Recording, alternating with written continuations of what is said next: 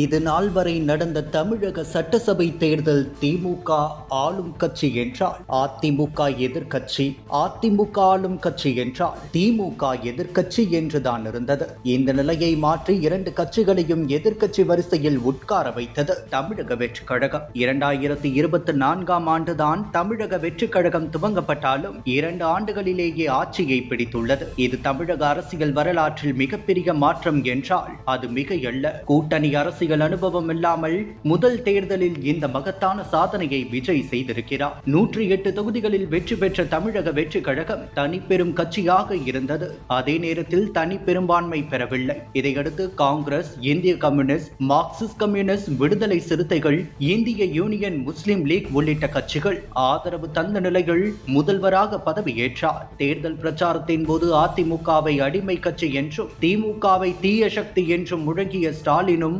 எடப்பாடி பழனிசாமியும் தேர்தலுக்கு பிறகு ஒன்றிணைந்தனர் என்ற தகவலே தமிழக அரசியலை உச்சபட்ச கொதிநிலைக்கு கொண்டு சென்றது.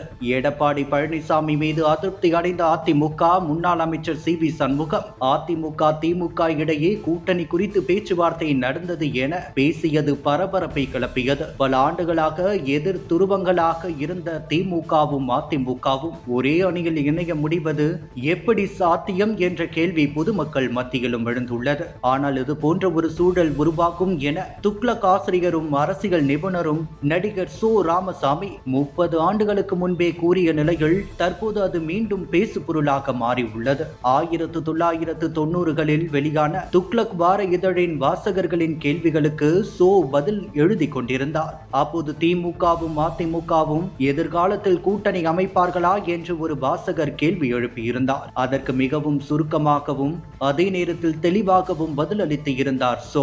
எதிர்காலத்திலிருந்து இந்த 2 கட்சிகளும் தனித்தனியாக வெற்றி பெற முடியாத சூழ்நிலை உருவாக்கும். அப்போது அவர்கள் கூட்டணி அமைப்பார்கள் என பதில் அளித்து இருந்தார். அப்போதைக்கு அந்த பதிலை பார்த்த பலரும் இதெல்லாம் நடக்கிற காரியமா என சாதாரணமாகவே கடந்து சென்றனர். ஏனென்றால் தற்போது திமுகவும் அதிமுகவும் மோதலின் உச்சகட்டத்தில் இருந்த காலம் அது. ஒருவரை ஒருவர் கடுமையாக விமர்சித்துக் கொண்டிருந்த நிலையில் இந்த 2 கட்சிகளும் இனிமேல் சேரவே சேராது என்றுதான் பலரும் கூறிக்கொண்டிருந்தனர்.